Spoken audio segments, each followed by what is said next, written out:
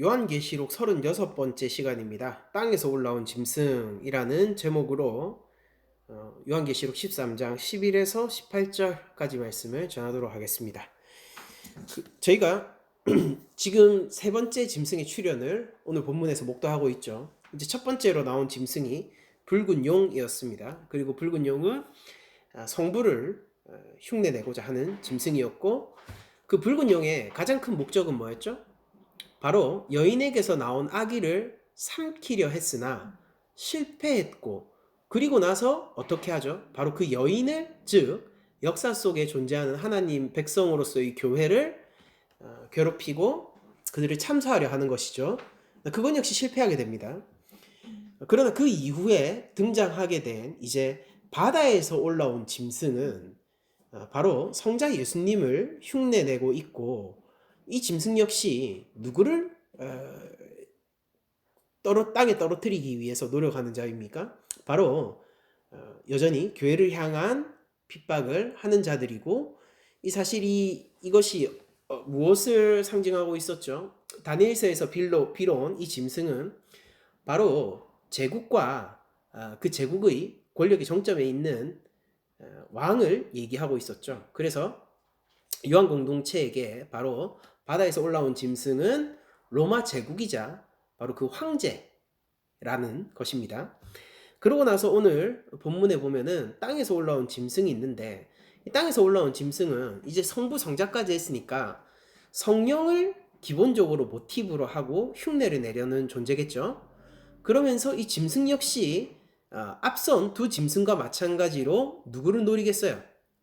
바로 여인, 즉 역사 속에 존재하는 하나님 백성으로서의 교회를 무너뜨리고 실족하게 하는데 자신의 온 힘을 쏟으려고 하는 짐승이라는 것입니다.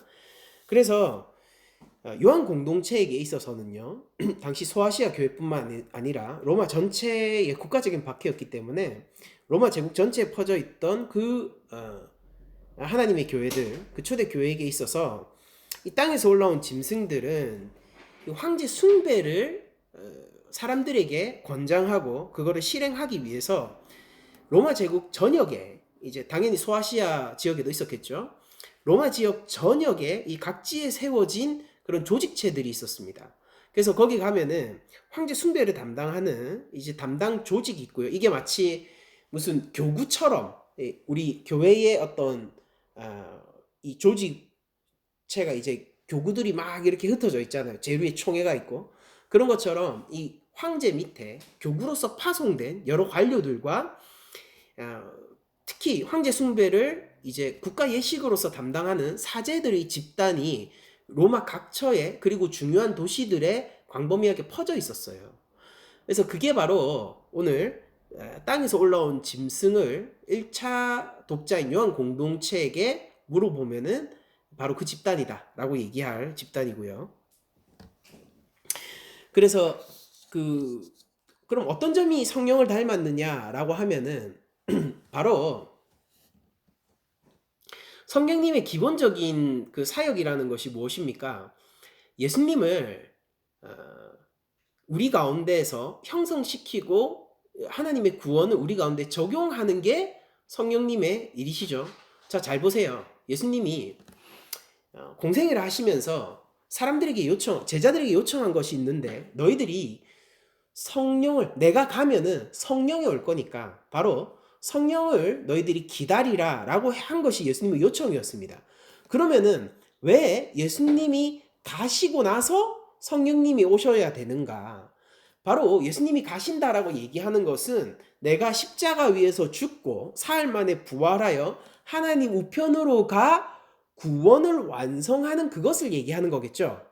그러니까 이제 제자들 곁에 있는 것이 아니라 죽음 가운데서 사망을 깨고 부활하셔서 이제 하나님 우편으로 가시게 되는 그런 권세를 찾게 되고, 이제 이 모든 구원을 완성하신, 새 언약을 완성하신 예수님이 십자가 사역 이후의 일이 바로 예수님이 이제 가시는 것으로 표현이 되어 있는데, 여러분들 생각해 보시죠. 그러면은 예수님의 십자가는 죄인을 구원하는 십자가로서 객관적인 증거로 섰습니다. 그쵸?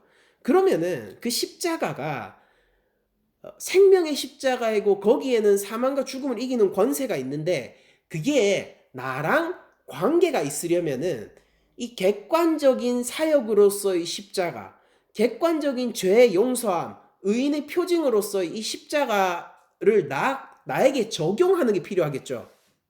그게 내게 돼야 된단 말이에요, 한마디로. 그러니까 십자가가 서 있는데 어떤 사람들은 십자가를 믿지 않죠. 우리가 지금 당장 지금 교회 밖으로 나가면은 많은 사람들이 예수님의 이름은 들어봤지만은 그분의 십자가를 나의 죄를 위한 대속 사역으로 받아들이지 않고 믿음을 갖고 있지는 않습니다. 그렇죠? 그러면은 십자가는 객관적으로 생명을 주는 권세가 있는 이 믿음을 통해서 획득할 수 있는 하나님의 새 언약의 완성임에도 불구하고 그것이 개인적으로 주관적으로 적용되지 않은 사람이 오늘날에도 많이 있다라는 거예요. 그럼 우리도 그럴 수가 있는데 우리는 왜 그 예수님의 십자가를 나의 개인적인 것으로 그리고 나의 주관적인 구원으로서 받아들일 수 있게 되었느냐? 이게 어떻게 나한테 이 객관적인 구속사역이 주관적으로도 적용됐느냐를 물어보면은 성령에 의해서죠.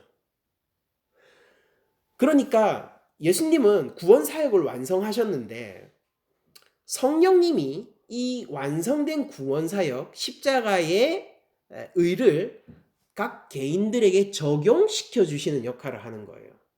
그러므로 성령님의 기본적인 역할은 뭐겠습니까? 성령님의 기본적인 역할은 복음을 알게 하는 것. 그리고 그 안에서 예수 그리스도를 증거해서 그 사람이 그리스도의 장성한 분량으로 자라날 수 있도록 한 개인마다 그 삶에 맞게 하나님이 창조하신 것에 맞게 그리스도를 그 안에서 형성해 나가고 믿음을 붙들어주고 그의 삶을 하나님 말씀대로 순종하는 방향으로 이끌어주는 이런 사역을 하시는 것이 성령의 사역이겠죠. 한마디로 이거를 오늘 요한계시록적인 말로 한다면은 성령님은요 하나님을 경배하고 그의 어린 양 예수 그리스도를 예배하는 삶으로 이끄는 분이시라는 거예요. 이 땅에서 올라온 짐승도요 바로 사람들이 용에게 경탄하게 하고 그 바다에서 올라온 짐승을 경배하고 예배하는 삶으로 이끌어가는데 총력을 다하는 자들입니다. 그러니까 이 땅에서 올라온 짐승들은 땅에 속한 자들의 가장 가까이에서, 그쵸? 땅에 속한 자들이 가장 가까이에서 바로 바다에서 올라온 짐승들을 섬겨야 한다. 그것이 네 삶의 해결책이 될 거다. 그렇지 않으면은 그 땅에서 올라온 짐승의 심판을 받게 될 거고 용의 심판을 받게 될 거고 이런 것들을 전하는 자들이 바로 땅에서 올라온 짐승들이겠죠. 그래서 요한 공동체 입장에서는 가장 큰 직접적으로 내가 상대해야 되는 위협이 누구냐면은 땅에서 올라온 짐승입니다. 왜냐면은 이 초대교회 사람들이 황제를 직접 볼 수는 없잖아요. 그쵸? 제국을 상대하는 것도 아니에요. 이들은 누구를 상대하느냐면은 바로 황제를 옹호하고 황제를 경배할 것을 사람들에게 요구하는 이 숭배 집단, 관료들과 사제들의 집단, 그리고 군사 집단, 그런 사람들을 앞에 만나게 되는 것이죠. 그들이 물어보는 거예요. 네가 황제 숭배를 해나갈 것인가? 아닌가? 네가 황제를 신의 아들로 인정하고 예수 그리스도를 더 이상 하나님의 아들이라고 부르지 않을 것을 맹세하는가? 이런 것들을 다 누가 얘기하냐면은 황제가 끌고 와서 황제가 그걸 직접 물어보는 것이 아니라 그 황제의 권력을 위해서 움직이는 집단, 로마 전역에 다 퍼져 있는 거예요. 그 광범위한 황제 숭배 집단. 제가 이런 식으로 그냥 한번 이름을 지어볼게요. 황제 숭배 집단. 거기에는 이 정치적인 관료도 있고요. 황제 숭배 예식을 진행하는 사제도 있고요. 그리고 이 황제의 권력을 위해서 움직이는 군대도 있고요. 이런 다방면의 세력들이 바로 초대교회에게 황제 숭배를 강요하고 예수 그리스도에 대한 믿음을 저버리게 만드는 최전선에 있었던 사람들이라는 거죠. 여러분들 우리가 대적 사탄이라고 하는데 여러분들 우리가 실제로 맞부딪히게 되고 우리 믿음의 문제에서 우리의 삶의 문제에 있어서 가장 최전방에서 맞붙이게 되는 사람들은 누굽니까? 실제 사탄이에요? 그게 아니죠. 그게 아니라 그 길을 옹호하고 그 길이 정답이다라고 얘기하고 그것을 옹호하고 있는 사람들, 집단들, 각계각층의 힘들을 저희들이 만나게 되는 게 바로 우리 삶에서의 가장 큰 도전 아니겠어요? 이제 그런 측면에서 이 땅에서 올라온 짐승의 본문을 잘 안다라는 것은 우리 삶의 도처에 도사리고 있는 하나님의 교회를 위협하고 예수 그리스도를 대적하려고 하는 그런 어떤 세력의 기본적인 방향성, 그리고 그 목적성, 그들이 결국 무엇으로 자신들을 증거하는지, 그래서 우리가 어떻게 분별하면 되는지 이런 것들을 알 수 있는 게 오늘 본문에서 나온 땅에서의 짐승을 잘 알게 되는 것의 결과로 올 수 있게 된다 이 말입니다. 자, 그러면은 이 땅에서 올라온 짐승을 한번 보니까 그 모양을 이렇게 해놨어요. 어린 양같이 두 뿔이 있고 용처럼 말을 하고 있어요. 여러분들 잘 보세요.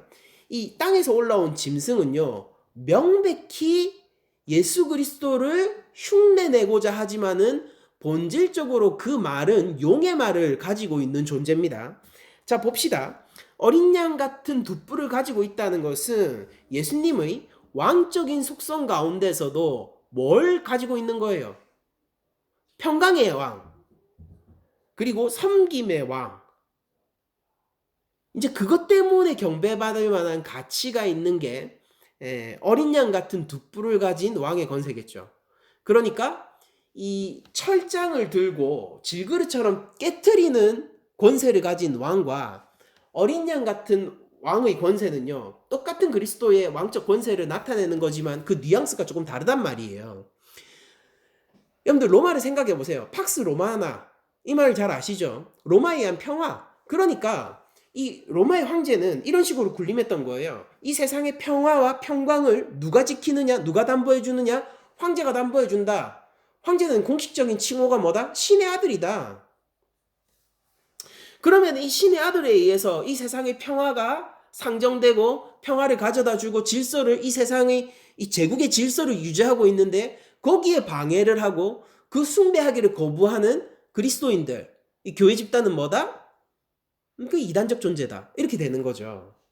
그래서 황제가 당시에 가지고 있었던 이 평화의 수호자로서의 권세, 그것 때문에 경배를 받아야 하는 그런 존재에 대한 모양을 이 어린 양 같은 두 뿔을 가지고 있으며, 바로 이것은 사실은 로마 황제는 평강의 왕이 아니고, 그러니까 평화를 수호하는 수호자가 아니고요, 예수님이 진정한 평강의 왕인데 그 자리를 찬탈해 있는 것처럼 상징적으로 묘사를 하고 있는 거예요. 그리고 그런 외양을 가지고 있음에도 불구하고 용처럼 얘기한다라는 건 뭐냐면은, 용이 그렇듯이 사람을 미혹하고 거짓말하게 해서 결국 하나님을 떠나 우상을 섬기도록 만드는 말을 하는 존재라는 것입니다. 그 본질은 용이라는 거예요. 겉모양은 어린 양 예수 그리스도 같으나 그 본질은 뭐라고요? 겉모양은 평강의 왕 같으나 그 본질은 뭐라고요? 겉모양은 참으로 나에게 내 삶을 지켜주는 보호자의 모양을 하고 있지만은 나를 섬겨주고 나를 안전하게 나를 위해서 희생하는 겉모양을 가지고 있지만은 그 본질은 뭐라고요? 본질은 용인 거예요. 용은 뭐 하는 자입니까? 찬탈하는 자고 삼키는 자고 먹어 치워버리는 자란 말이에요. 무적행에서 올라온 자이며 무적행으로 돌아갈 자란 말이죠. 그러니까 용의 입이라는 것은 뭘 얘기하고 있겠어요? 겉으로는 어린 양 예수 그리스도의 논리를 얘기하지만은, 즉 이런 거예요. 사랑, 평화, 질서, 그리고 강력한 보호, 이런 것들을 얘기하고 있지만은 그런 것들을 통해서 하나님 나라로 우리를 인도하고 참 권세 대신 예수 그리스도께로 우리를 인도하는 게 아니라 어떻게 한다고요? 무적행에 속하게, 무적행으로 돌아가게, 오히려 그 평강을 누리는 척하면서 우리의 영혼을 먹어치우도록 내어주도록 그렇게 만드는 것이 바로 땅에서 올라온 짐승이라는 것입니다. 그러니까 여러분들 이거 오늘 본문 보시면 알겠지만은 여러분들 이거 속기 쉬울까요? 아니면 구별하기 쉬울까요? 땅에 속한 사람들이 아 이거 가짜구나라고 구별하기 쉬울까요? 구별하기 어렵단 말이에요. 속을 수밖에 없다는 거예요. 어떤 측면에서는 속는 것이 더 정상인 반응이라는 겁니다. 왜냐면은 이 거짓말이라고 얘기하는 건요. 쉽게 드러나거나 발각되는 거짓말이 아니라 너무나도 신용 가능할 것처럼 그럴듯한 교묘한 거짓말이기 때문이에요. 여러분들 사탄의 참소라는 것은 이런 것입니다.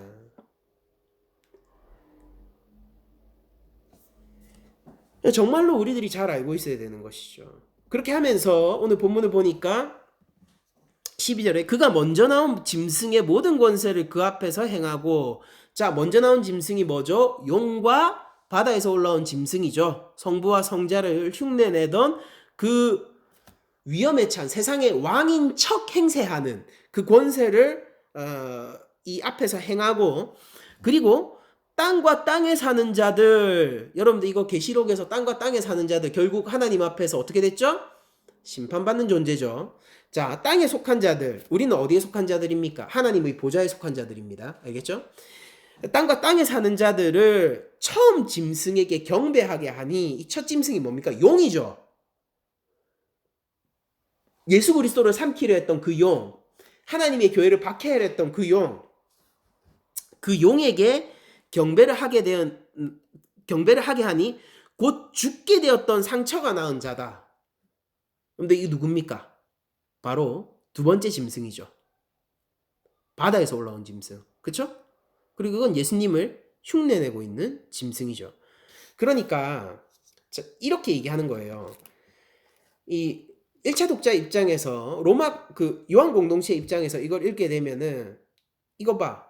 너희들이 로마의 군사를 만나고 그리고 그 황제 숭배를 예식을 담당하는 사제들을 만나서 뭐 이단 심판에 오르게 되고 그들이 너희들을 막 권세 있는 자처럼 행동해서 너희들을 심판하기도 하고 너희들의 생명을 살리느니 죽이느니 그 결정권이 자기에게 있는 것처럼 행동을 하게 될 거고, 그들이 결국 요구하는 것은 바로 황제와 제국에 대한 충성과 숭배, 그리고 더 나아가서는 그것은 하나님의 대적에 대한, 예수 그리스도를 버리게 하는 하나님의 대적에 대한 옛뱀 사단에 대한 충성의 맹세로 너희들이 이끌게 될 건데, 그렇게 됐을 때 땅에 속한 자들은 다 거기에 넘어갈 거다라고 얘기를 하는 겁니다.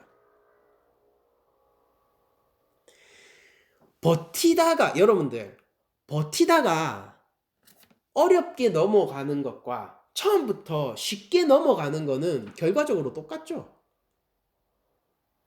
그렇지 않습니까? 끝까지 믿음을 지키는 게 의미가 있는 거지 않습니까? 누군가는요 처음부터 예수님을 안 믿었어요. 그냥 처음부터 황제 편이었어요. 좋아요. 아주 쉽게 넘어갔죠. 누군가는 잡히자마자 그래도 신앙생활을 했던 겁니다. 근데 잡히자마자 그냥 믿음을 버리고 황제 편에 섰습니다. 조금 더 어렵게 넘어갔죠. 그리고 누군가는 아주 모진 고문을 받기도 하고 그리고 가족을 걸고 협박을 당하기도 하고 뭐 그렇게 하다가 버티려고 하다가 신앙을 버리고 넘어갔어요. 자, 그러면은 이런 다양한 스펙트럼이 이 배교 가운데서 있을 수 있겠지만은 결국에 무엇만이 가치가 있습니까? 하나님이 모든 것들을 정당하게 판단하시겠지만 이 모든 것을 같은 값으로 취급하진 않으실 거예요. 그럼에도 불구하고 결론적으로 가치가 있는 것 한 가지는 뭔 거예요? 끝까지 믿음을 지키는 것. 그쵸? 순교를 당하더라도 끝까지 믿음을 지키는 것, 이것이 하나님 앞에서 가치 있는 것 한 가지가 되겠죠. 그래서 땅에 속한 자들을, 이 땅에서 올라온 짐승이요, 땅에 속한 자들에게 이 하나님이 아닌 하나님 비슷한 우상에게 경배하도록 계속해서 만들고 유혹하고 하는데, 우리들이 지금까지 그 믿음을 지켰다고 해서 방심하면 안 됩니다. 그게 아니라 우리들이 어쩌면은 어렵게 넘어가는 자일 수도 있어요. 근데 어렵게 넘어간다라고 해서 하나님이 그래도 버틸 만큼 버텼다라고 장하게 여겨주시는 것이 아니라 하나님 앞에 같이 있는 것은 우리 믿음을 끝까지 지키는 것이라는 것을 여러분들 기억해야 될 것입니다. 여러분들 칼에 상하였다가 살아난 짐승을 위해서 이 자들이 이 땅에서 올라온 짐승이 뭘 하느냐면은 우상을 만들게 하는 거예요. 제가 저번 시간에 우리 현대시대 교회에 오늘 한국 교회의 가장 큰 우상 중에 하나가 돈이라고 제가 말씀드렸잖아요. 그럼 돈이라는 것을 우리들이 생각해 보면은 돈이 하나님의 대적으로서의 우상이 될 수 있다면은 이 바로 땅에서 올라온 짐승들, 오늘 한국 교회에서 땅에서 올라온 짐승들은 누구겠습니까? 하나님의 이름을 걸고 당연하겠죠. 어린 양 같은 두 뿔을 가지고 있어야 돼요. 하나님의 이름을 걸고 축복의 이름으로 사람들의 아픔을 걷어주는 이름으로 결국 무엇을 옹호하는 자? 돈을 옹호하는 자. 형제님, 자매님, 여러분들이 하나님의 축복을 받기를 원합니다. 형제님, 자매님, 여러분들이 하나님 안에서 참 복을 누리기를 원합니다. 하나님이 여러분들을 버려두십니까? 여러분의 삶의 문제를 해결해 주시지 않습니까? 하나님께 기도하고 하나님에게 나아가야 되지 않습니까? 하나님이 어떻게 여러분들을 내버려 두시겠습니까? 여러분들이 진정으로 하나님을 예배하고 하나님께 기도하며 나아가게 될 때 우리 하나님 아버지께서는 여러분들의 사업도 성공하게 하시고 여러분들의 삶에서의 모든 문제를 없애주시고, 근데 이 삶의 문제를 없앤다라는 것은 지극히 세속적인 방법이에요. 아픈 자는 낫는다는 걸 의미하는 거고 가난한 자는 부자가 된다는 걸 의미하는 거예요. 이렇게 해서 하나님이 여러분들을 축복해 주시는 이걸로 가야 되지 않겠습니까? 라고 얘기를 하면은요, 그건 제 입장에서 볼 때 땅에서 올라온 짐승처럼 보여요. 그리스도인이 돈이 없어야 된다라는 걸 얘기하는 게 아니죠. 그게 아니라 제가 얘기하는 거는 결국 그런 믿음 가운데서 가장 중요한 경배의 대상은 하나님이냐 아니면 돈이냐라는 거예요. 그럼 우리가 어떻게 구별할 수 있는지 아세요? 하나씩 제거해 보면 됩니다. 자, 삶에서 하나님 없이 살 수 있는지 한번 생각해 보세요. 그리고 돈 없이 살 수 있는지 생각해 보세요. 우리 공평하게 해야 되죠. 하나님이 아예 내 삶에서 사라진다라고 생각하는 거예요. 마찬가지로 돈도 아예 내 삶 가운데서 사라지는 거예요. 그렇게 공평하게 한번 놓고 비교를 해봤을 때 여러분들 어느 부분에서 더 불안한 삶을 느끼십니까? 뭐가 더 안전하지 않게 보여요? 뭐가 더 두려운 삶이 되셨어요? 만일 여러분들이 하나님이 내 삶 가운데서 완전히 사라졌는데 그건 그럭저럭 힘들긴 하지만은 버틸만 하고, 돈이 내 삶에서 완전히 사라졌는데 그거는 힘든 정도가 아니라 이거는 못하겠다는 생각이 드시면은요, 돈이 하나님을 이긴 거예요.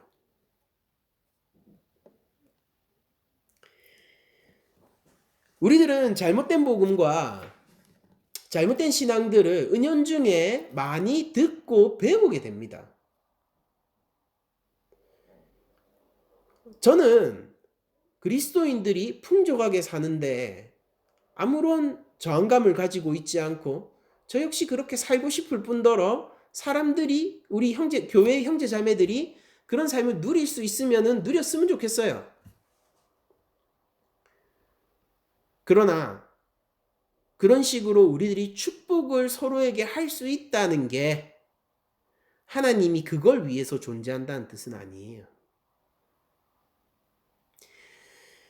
하나님은 무언가 우리에게 복을 내려주시기 때문에 우리에게 필요한 분이 아니라 그냥 하나님이 필요한 거예요. 모든 피조물은. 하나님 자체가 목적이 되시는 분이고 하나님 자체가 경배와 찬양의 대상이 되시는 분이라는 거죠.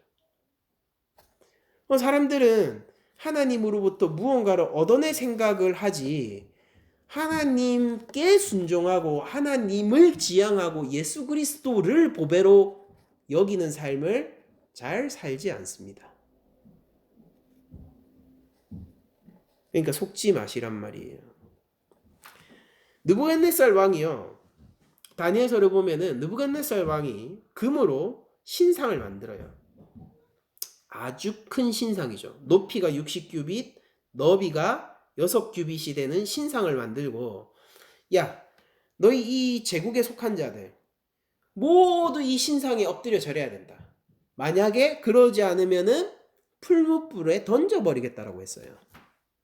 그렇게 했을 때 이 땅에 속한 자들은요, 모두 그 권세 있는 왕의 말을 따라서요.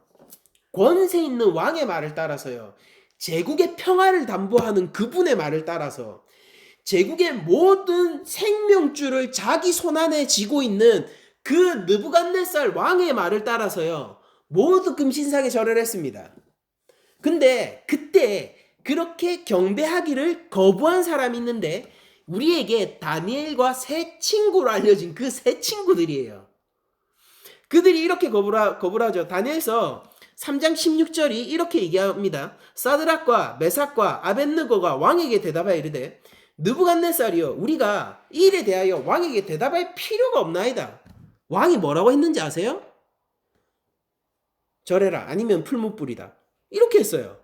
근데 이 사드락과 메삭과 아벳느고의 대답 자체가 이걸 왕께 대답할 필요가 없습니다. 이렇게 나오는 거예요. 얼마나 단호한지 아시겠습니까?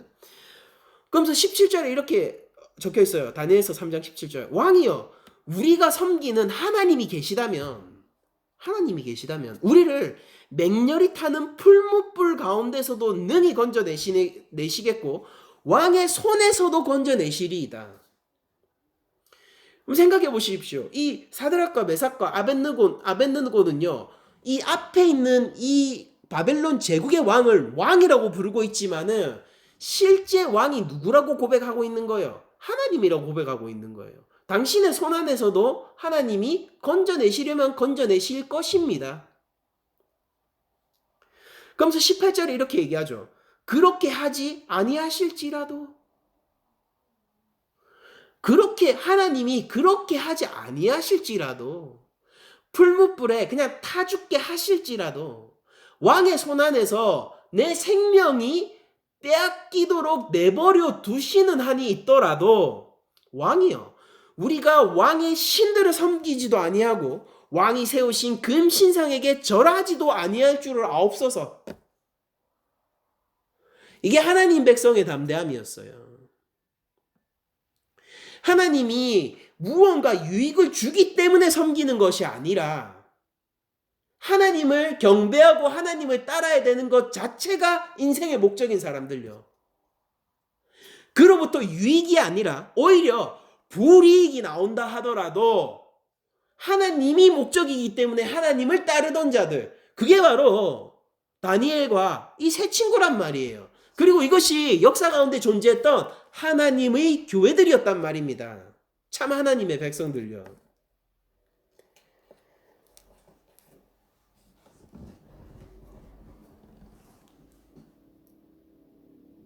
오늘날 로마 황제 자리를 차지하고 있는 것이 돈이라면요. 돈은 그 어떤 마법사보다 큰 마법을 부리는 그런 존재일 것이고 그 어떤 권세를 가진 사람보다 큰 권세를 가져다 줄 수 있는 그런 존재처럼 여겨지는 거예요. 그러나 우리가 다니엘과 그 세 친구의 길을 따라서 우리는 이렇게 얘기하는 거예요. 그리 아니하실지라도 내가 절하지 않을 것을 아시지 않습니까? 하나님이 원하시면은 나에게 경제적 문제도 육체적인 문제도 질병의 문제도 다 건져주실 줄 아나이다. 그렇지만 그렇지 아니할지라도 내가 하나님을 버리고 그 돈의 권세의 길을 따르지 아니할 걸 알지 아니하십니까? 그렇게 알아두시란 말이에요. 나를 내버려 두란 말이에요. 나를 풀무불에 던지려면 던지란 말이에요. 당신의 손안에서 나를 으깨 버릴 거면은 그렇게 하란 말이에요. 그래도 내가 그 길을 따르지 아니할 것을 알지 못하십니까? 이게 바로 하나님 교회의 태도 아니겠습니까? 그런데 이 우상이요, 이 땅에서 올라온 짐승이요, 이적을 행해요. 13절을 보면은 큰 이적을 행하죠. 그리고 14절도 보면은 짐승 앞에서 받은 바 또 이적을 행하죠. 자, 이적을 행한다는 사실이 두 번 나오는데 13절을 보면은 큰 이적을 행한다라고 되어 있고, 어떤 그 이적을 넘어서 심지어 뭐라고 얘기를 하느냐면은 이적을 행하고 심지어 사람들 앞에서 불이 하늘로부터 땅에 내려오게 합니다.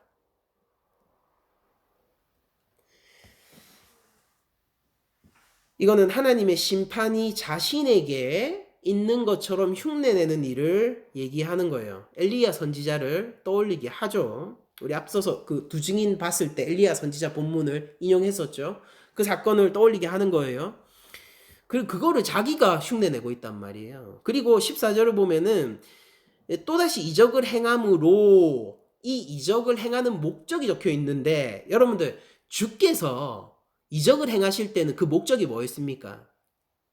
해방을 주시는 게 목적이었죠. 묶인 자들 풀어내고 하나님 나라를 그 안에 넣어주고 그들의 죄의 사슬과 사망의 사슬을 풀어내고 그들에게 자유를 주고, 이게 하나님의 아들로서 예수님이 행하신 이적의 목적이었어요. 근데 이 땅에서 올라온 짐승이 이적을 행할 때 그 목적이 뭐냐면 이렇게 본문에 기록되어 있죠. 이적을 행함으로 땅에 거하는 자들을 미혹하여, 속이는 거예요. 미혹하는 거예요. 시험에 들게 하는 거예요. 왜? 땅에 거하는 자들에게 이르기를 칼에 상하였다가 살아난 짐승을 위하여 우상을 만들라라고 시키기 위해서요. 그들의 손으로 우상을 만들게 하기 위해서 이적을 행한다고요. 여러분들 죽으려고 막 이제 막 골골골 하던 사람이 일어났습니다. 그래서 그가 예수 그리스도를 따르게 되었다라면은 그것은 하나님의 베푸신 이적이 맞겠죠.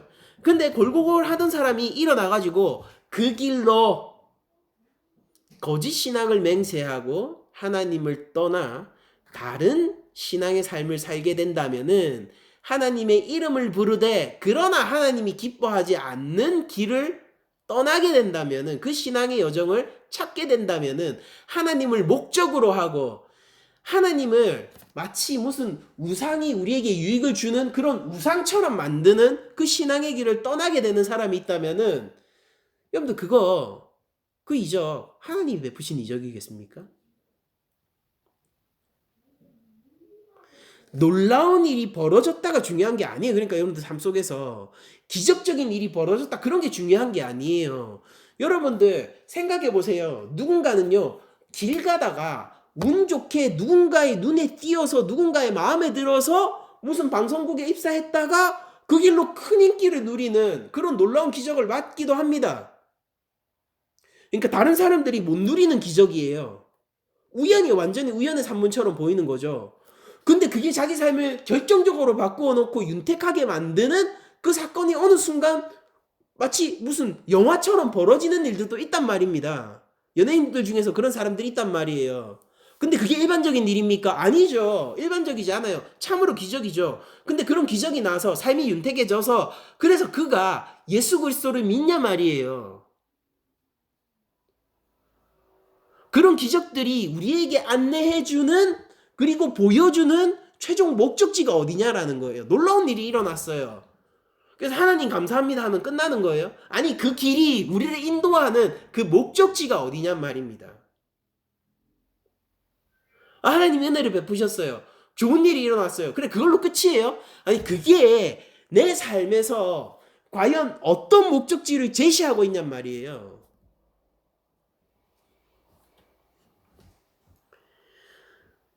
그러니까 많은 사람들이요, 이적이라는 건 놀라운 일에 관심이 쏠려가지고 정작 하나님을 바라보지 않고 예수 그리스도를 바라보지 않는 거예요. 이적이 일어나면은 이야, 이거 하나님이 하신 일이다. 하나님이 하신 신비로운 일이다. 이러고 있는 겁니다. 제가 선언하는데 우리 교회는요, 우리 그리스도인들은요, 매일매일 기적을 경험하는 거예요. 매일매일 구원의 감격 가운데 있는 것입니다. 매일매일 죽은 자가 살아나는 그 경험을 우리는 매일 하는 거예요.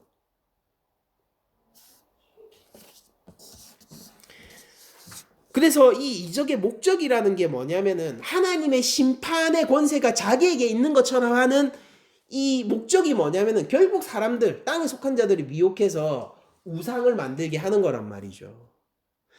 여러분들 요한 공동체 가운데서도 소아시아 7교회 가운데서, 아니 로마 전역의 초대교회 가운데서 많은 믿음을 버리고 결국 황제 숭배의 길을 떠났던 신앙인들이 있습니다. 그들은 위험이 없을 때는 하나님을 잘 믿는 것처럼 보였지만은 삶의 위험이 나타나자마자 즉각적으로 자신의 신앙을 포기하고 자신의 근본이 어디인지 드러낸단 말이에요.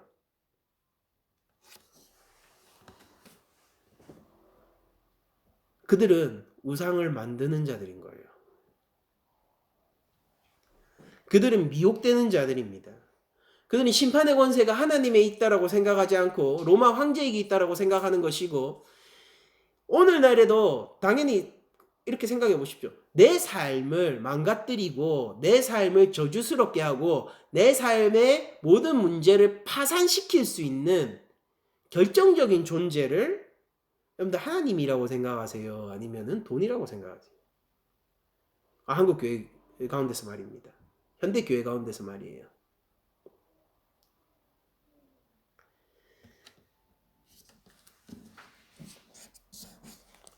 내 인생의 이 생명줄, 목숨줄을 좌지우지하는 그 심판의 권세를 갖고 있는 게 정말로 하나님이라고 생각하세요? 아니면은 하나님도 하나님이지만 돈이라고 생각하세요?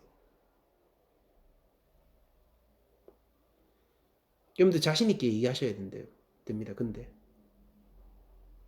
하나님이라고 여러분들 얘기하실 수 있어야 돼요.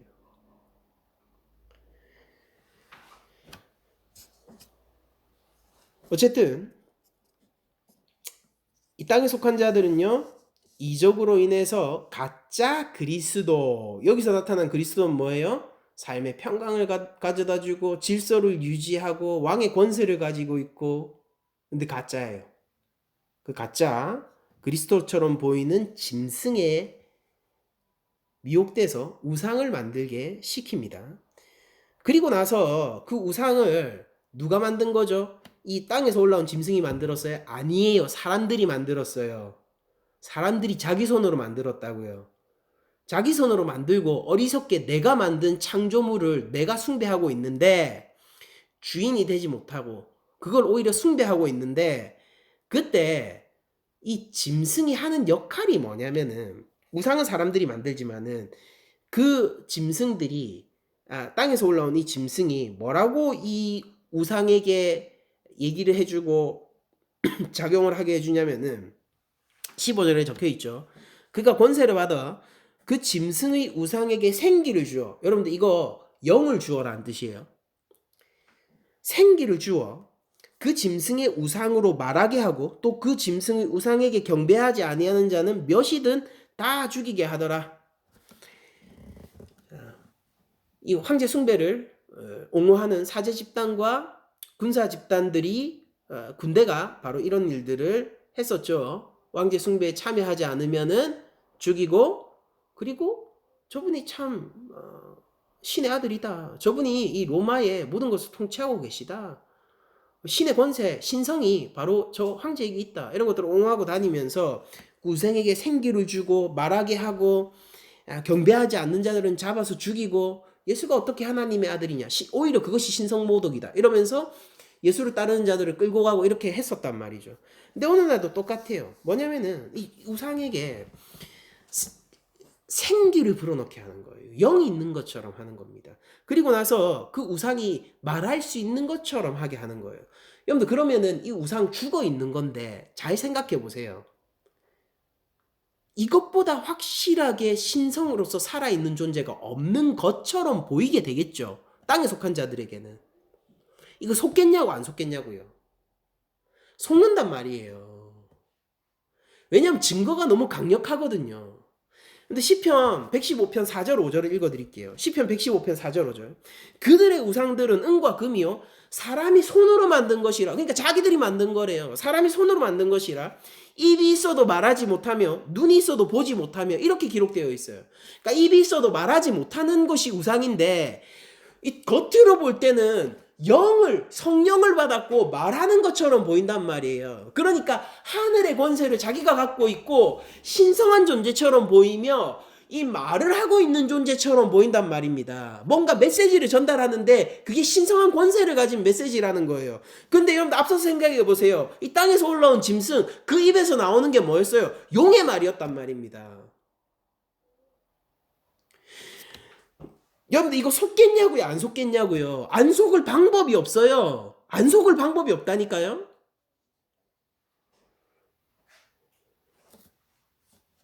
여러분들 신앙생활이라는 것은 한편으로는 단순하지만은 그리고 한편으로는 대단하지만은 또 다른 한편으로는요 복잡하고 그리고 또 살얼음판을 걷고 칼날을 걷는 것 같은 그런 삶이 바로 신앙생활이란 말이죠. 왜냐면은 여러분들 생각해보죠. 우리가 안 속을 방법이 없어요. 성령이 부어지고 말을 하고 있는데 누가 그거를 움직이지도 못하고 말하지도 못하는 우상이라고 생각하겠냐고요.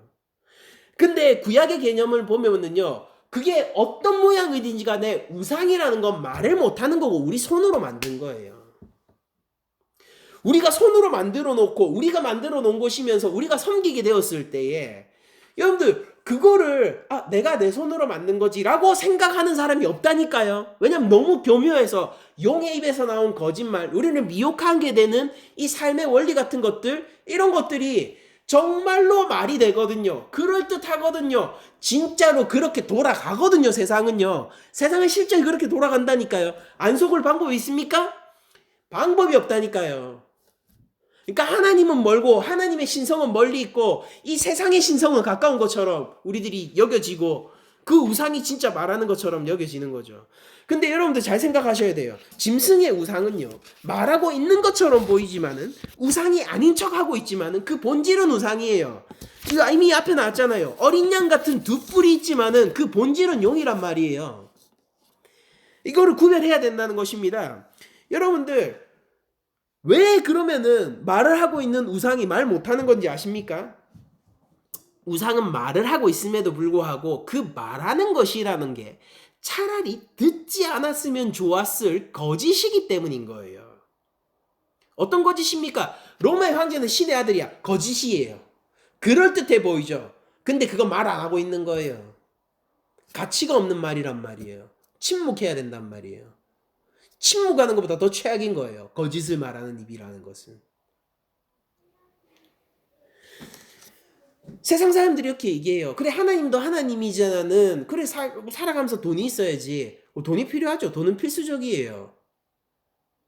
근데 하나님도 하나님이지만은 이라고 얘기해서는 안 돼요. 말하고 있는 것처럼 보이지만 실제로는 침묵보다 못한 거짓이 그 입에 있는 것입니다. 땅에서 올라온 짐승은 끊임없이 용과 바다에서 올라온 짐승을 경배하게 만들기 위해서 이적을 베풀기도 하고 심판을 보이기도 하고 영이 있어서 영을 받아서 성령을 받아서 신성 가운데서 말하는 것처럼 보이게 어떻게 무슨 수를 써서라도 그렇게 미혹하려고 하겠지만은 그 근원은 무적행에서 올라온 것이요 무적행으로 돌아갈 것이며 경배받을 만한 가치를 지닌 존재가 아니에요. 우리 경배는 참 권세를 가지신 어린 양 예수 그리스도에게만 돌려져야 하는 것입니다. 그러나 땅에 속한 자들은 구별할 수 없어요. 왜냐면은요 그들은 속을 수밖에 없는 것이 그들은 한 번도 진짜를 경험한 적이 없어요. 그럴듯해 보이면은 진짜 그런 거라고 생각하는 삶을 살 수밖에 없기 때문입니다. 왜냐하면 그들의 입장에서 생각해보세요. 이 땅을 다스리고 평화를 가져오고 심판하는 왕적인 권세를 예수님이라고 생각하겠어요? 십자가에 달려 죽고 지금은 보이지도 않고 사회에서 무시당하고 유대인에게도 핍박당하고 있는 그 그리스도 공동체의 지도자가 예수라고 하는데 그 예수를 권세 가진 왕이라고 보겠냔 말이에요. 우리 낮은 자리 교회를 보세요. 우리 낮은 자리 교회 성도들 이 합을 보면서 사람들이 야, 이곳에 머리 대시는 예수님이 참 세상의 권세를 가지신 그 왕이시다 라고 고백하겠냔 말이에요. 근데 우리는 왜 이 세상 모든 것이 참 권세는 다른 곳에 있다라고 얘기하는 것 같은데 우리는 왜 그 모든 것들을 거부하고 예수 그리스도를 우리의 왕으로 섬기고 우리의 근본되는 삶의 목적으로 그분의 영광이 우리 삶의 목적이 되는 교회로서 살아갔냐 이 말입니다. 왜 그런 것입니까? 왜냐하면 우리들은 구별할 힘이 있기 때문이에요. 여러분들 사드락과 메삭과 아벳느고가 느부갓네살 왕의 신상에 대한 숭배를 거부하게 됐을 때 그들은 저 신상이 가짜라는 걸 알았어요. 거기 있던 모든 백성들이 그걸 몰랐단 말이에요. 근데 그들이 왜 알았습니까? 그들은 진짜 하나님을 알았거든요. 이게 유일한 구별 방법이에요. 안 속을 그 재간이 없다니까요. 근데 진짜 그 자리에 합당한 존재를 보게 되면요. 거기 서 있는 게 왜 누가 진짜고 누가 가짜인지를 알게 된단 말이에요. 경배를 받을 자, 나를 구원할 자, 이 위치에 다른 사람들은 이것저것 다른 것들을 놓게 됩니다. 돈, 이성, 권력, 뭐 아파트, 자동차, 뭐 이런 것들 막 놓게 되겠죠. 근데 한 번이라도 여러분들 한 번이라도 단 한 번이라도 거기에 우리의 참 구주 되신 예수님을 한번 놔보잖아요. 거짓들은 빨개 벗겨진 채 수치를 당하면서 도망치는 광경을 볼 수 있게 된단 말입니다.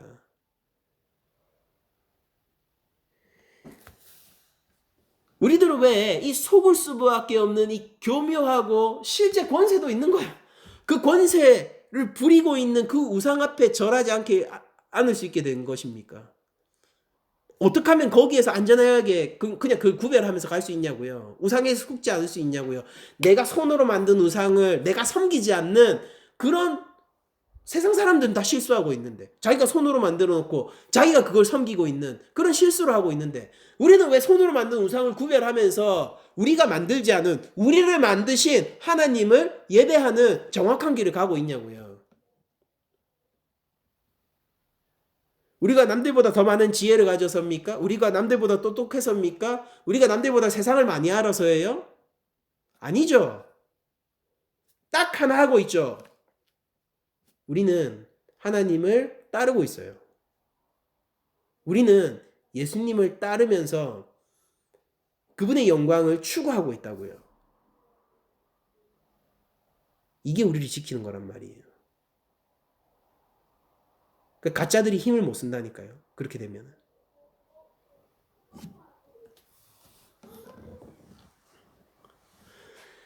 제가 인터넷에서 기타 리뷰하는 거를 많이 보거든요.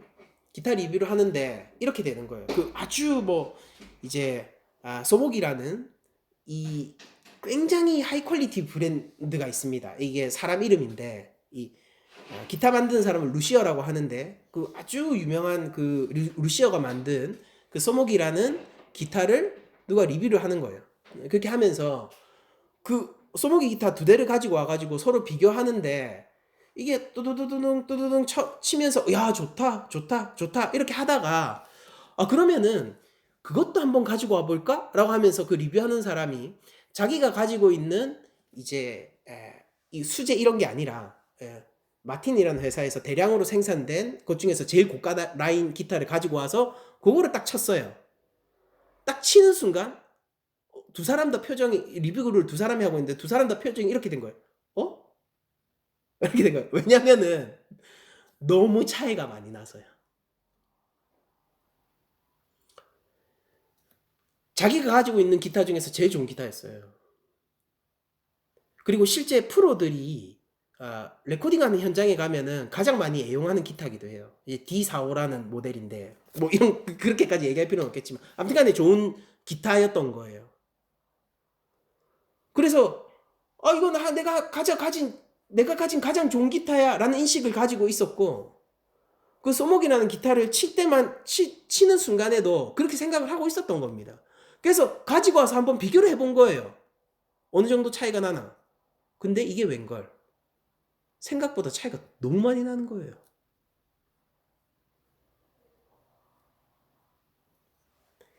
이 사실을 어떻게 알게 됐습니까? 비교할 수 있을 때 알게 되는 거죠. 여러분들 이 우상에게 절하지 않을 재간이 없다니까요. 비교 대상이 없으면은, 진짜가 없으면은 이게 정말 진짜처럼 보인다니까요. 근데 진짜라는 비교 대상이 나타나는 순간 그 진짜인 척 하는 것들이 실제 어떤 것인지 명확하게 드러나는 겁니다. 내가 가지고 있었던 이 기타가 정말 최고급, 무엇과도 비교할 수 없는 기타라고 생각을 했었다고요. 근데 초 하이엔드급 기타가 그 옆에 서는 순간 이게 아닌데? 라는 생각이 그때 들게 되는 거예요.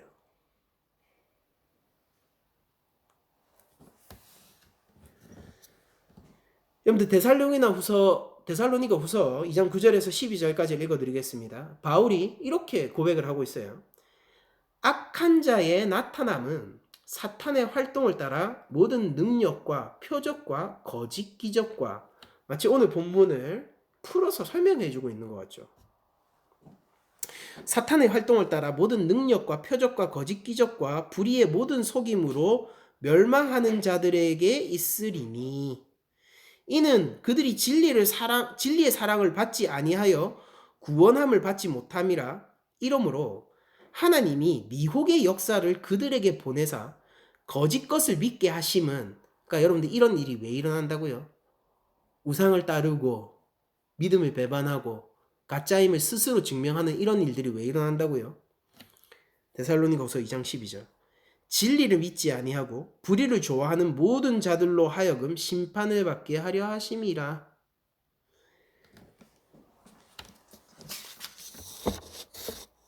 말하는 우상이 실제로는 말하지 못하는 우상이라는 것을 간파하는 자는 누굽니까? 속지 않는 자는 누구예요? 참 영이신 성령을 받아서 저 영은 가짜 영이다라는 것을 아는 자들이고, 진리의 복음의 말을 알아서 저들이 얘기하고 있는 우리의 구원의 말이 허상이다라는 것을 구별할 수 있는 자들이고, 그거를 구별 못하는 자들은 그런 미혹 가운데서 스스로 하나님이 나를 심판하셔도 할 말이 없습니다를 스스로 증명하고 있는 꼴이라는 겁니다. 요한계시록 12장 17절에서 이 여인의 자손을 이런 식으로 표현했죠. 영이 여자에게 분노하여 돌아가서 그 여자의 남은 자손, 자, 이 신약의 교회죠. 남은 자손, 곧 하나님의 계명을 지키며 예수의 증거를 가진 자들과 더불어 싸우려고. 그쵸? 그 여인의 남은 자손은 누굽니까? 하나님의 계명을 지키면서 예수의 증거를 가진 자들이에요. 영이 이 교회와 싸우려고 한다고요.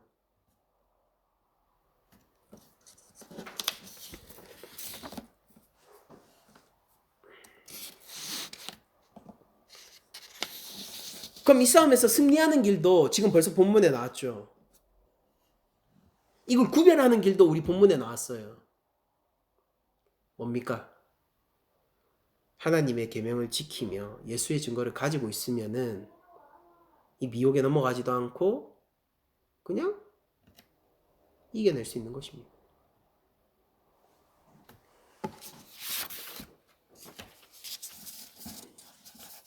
여러분들, 가짜를 구별할 때는 가짜 전체를 파악하는 것보다 진짜를 소유하고 있는 편이 더 확실합니다. 그것이 교묘하고 구별하기 어렵고 매우 정교한 거짓말일수록 더욱 그러합니다. 우리의 대적은 우는 사자처럼 우리를 삼키려고 합니다. 무슨 뜻이냐면은 우리가 더욱더 예수 그리스도의 복음 위에서 하나님의 계명과 그리스도의 증거를 확실히 가지고 있어야 된다라는 말이겠죠.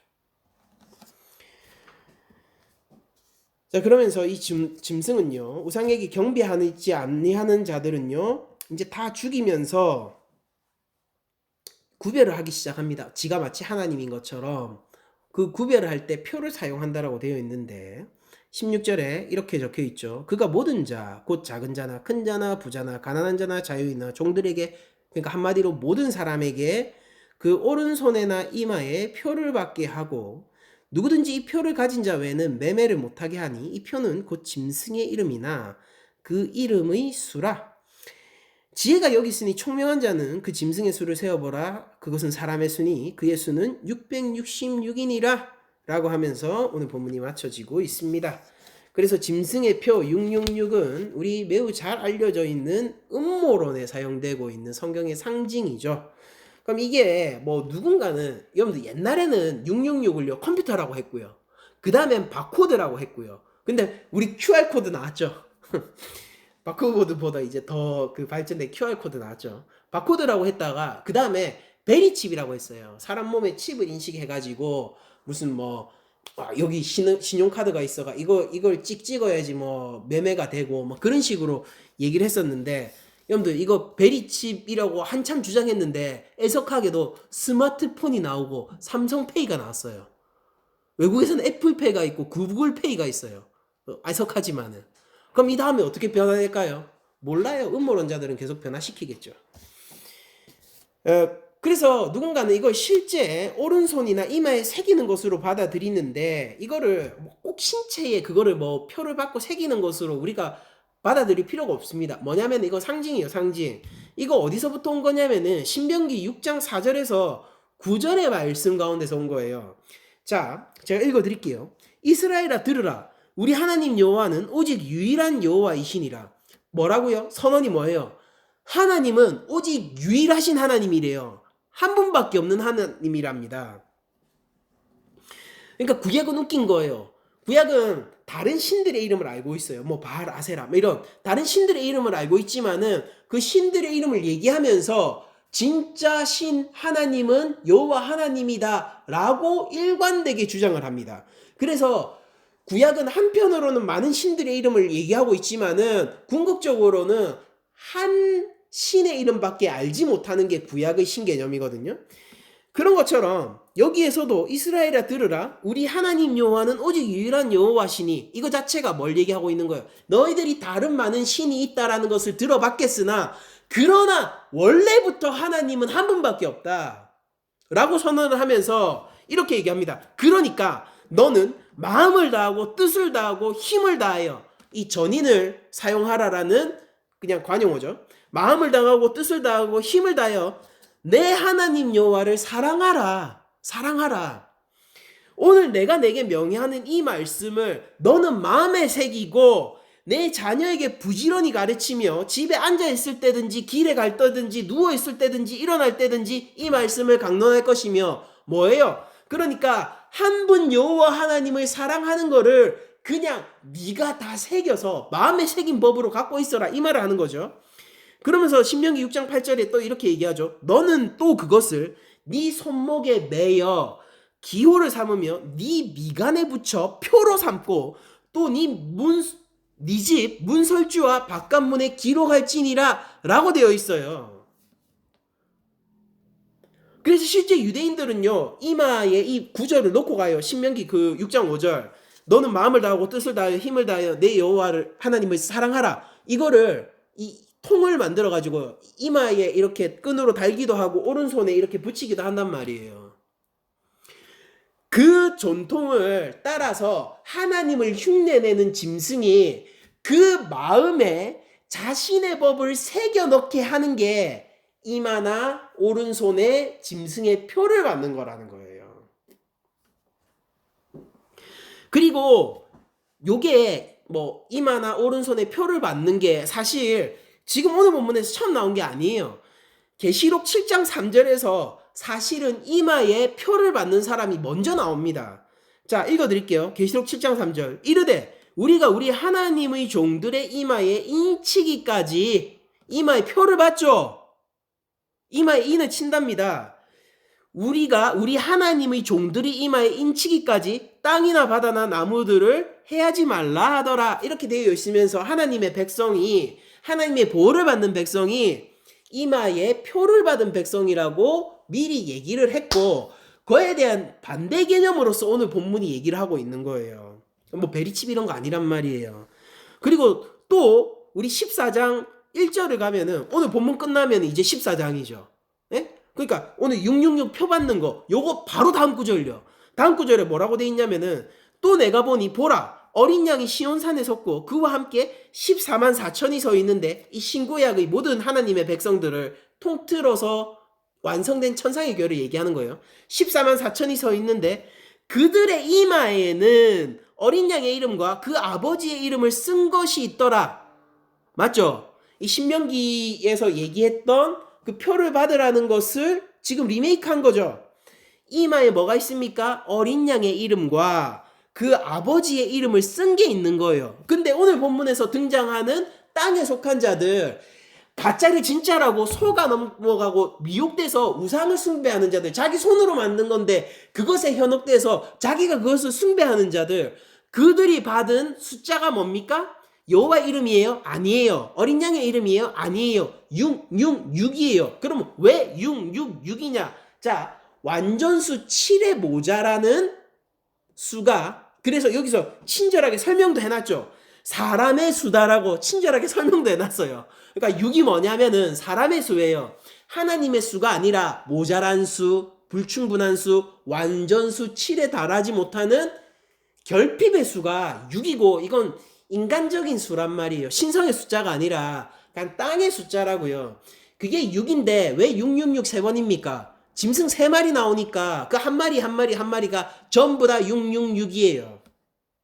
성부, 성자, 성령은 뭐겠어요? 그럼 이런 식으로 따지면 777이겠죠.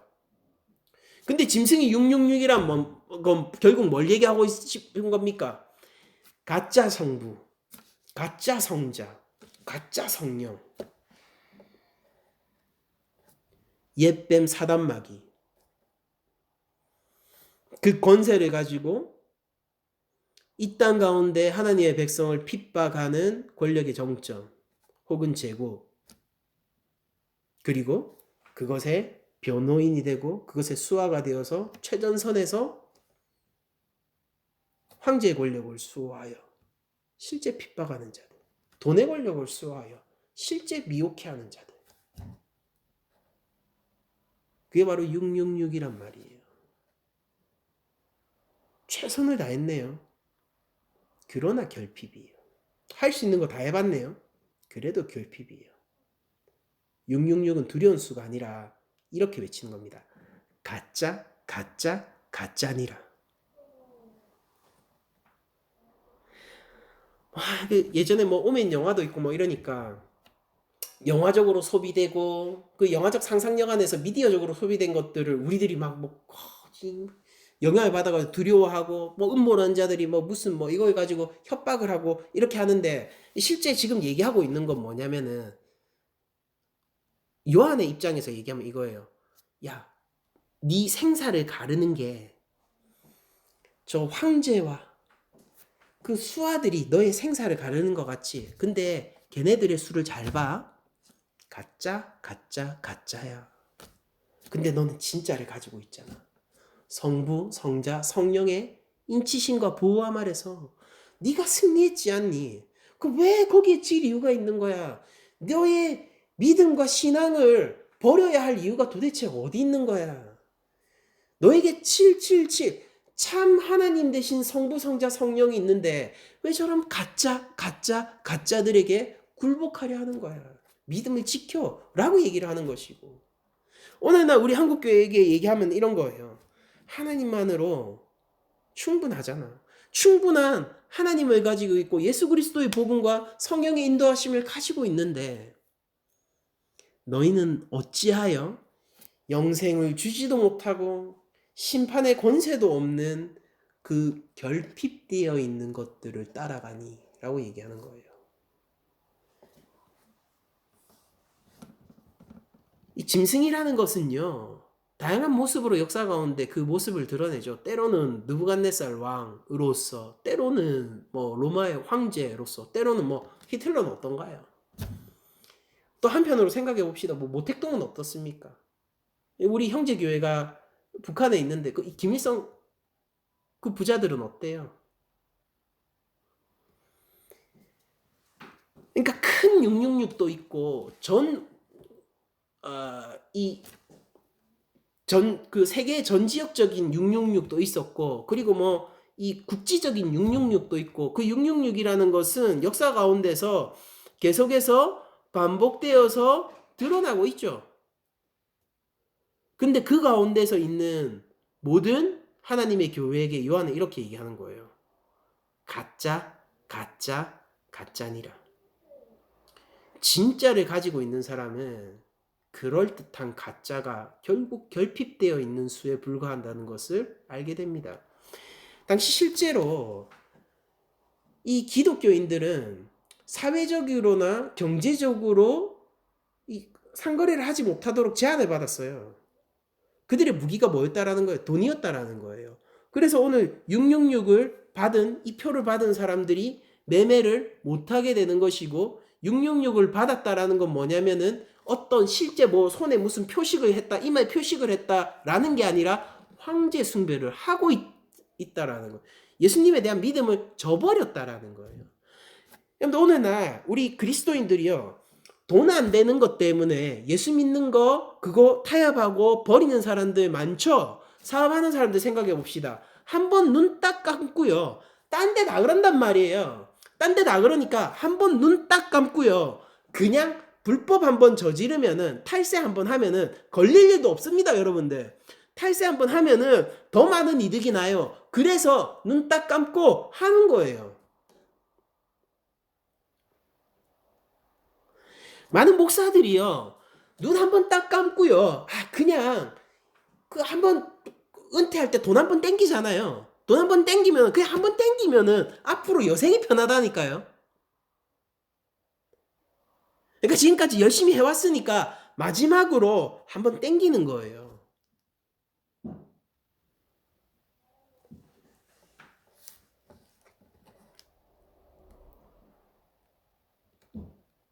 근데 예수님 때문에 그렇게 안 하는 사람도 있어요.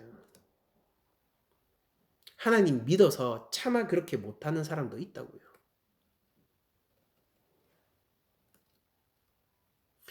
생계의 위협을 받는, 그냥 한번 돈 땡기고 말고의 문제가 아니에요. 생계의 위협을 받고 내 처자식이 지금 굶을지 말지 모르는 상황 가운데서도 믿음을 지키고 예수님을 따르기 위해서 상거래를 포기한 사람들이 요한 공동체 안에 있는 겁니다. 그분들이 바로 우리 믿음의 선배들이고 신앙의 선진들입니다. 우리 교회 길이라는 것은 무엇입니까? 결국 666이라고 얘기하는 건 뭐냐면은 믿음을 버리고 세상의 권력에 타협함으로 말미암아 사회적 경제적인 제재로부터 벗어나는 현상을 얘기하는 것이고, 예수님을 믿으면은 언제든지 사회적인 혹은 경제적인 제재가 따라올 수 있다라는 것을 전제하고 있는 내용이기도 한 겁니다. 우리 초대교회는 박해 가운데에서도 믿음을 놓지 않고 우상숭배 유혹을 피해서 예수님을 끝까지 쫓았습니다. 우리도 그 믿음의 길을 본받아서 세상의 유혹들과, 박해라고까지 얘기할 것도 없죠. 한국교회는 뭐 신앙의 자유가 있는 민주국가에서 신앙생활하고 있는데, 이 믿음의 여러 유혹들 가운데서도 믿음을 놓지 않고 우상숭배 유혹을 피해서 끝까지 어린 양 예수를 따라가는 자들이 되어야 되는 것이죠. 그게 우리 믿음의 길이라는 겁니다. 근데 잘 생각하세요. 그러니까 본질은 무엇입니까? 많은 이적들 됐어요. 그런 것 같이 보이는 거 됐어요. 그런 걸로 구별 안 돼요. 구별의 지혜가 우리한테 없습니다. 그러니 진짜를 한번 가져보세요. 주 예수 그리스도를 마음에 품고 우리의 왕 대신 그분을 상고하며 내가 죽고 예수만으로 살아가며 각기 제 십자가를 지고 예수님을 따르는 제자의 삶을 추구하고 있으면은 이런 가짜들은요, 그 빛을 잃고 진짜인 척하던 그 거짓이 드러남으로 발각됨으로 수치를 당하면서 우리 인생에서 전혀 힘을 못 쓰게 될 겁니다. 믿음의 길은 쉽지 않지만은 그러나 강력합니다. 예수 그리스도를 끝까지 믿고 따름으로 그 어떠한 박해나 유혹 가운데서도 믿음을 놓지 않고 우상 숭배를 거부하는 다니엘과 세 친구의 길이 우리 낮은 자리 교회 전체에 있기를 원하면서 한 주간 살아가실 때에 예수님이 확실히 내 삶의 왕이 되시는 그 삶을 살 수 있기를 축복드리면서 모든 말씀을 마치도록 하겠습니다.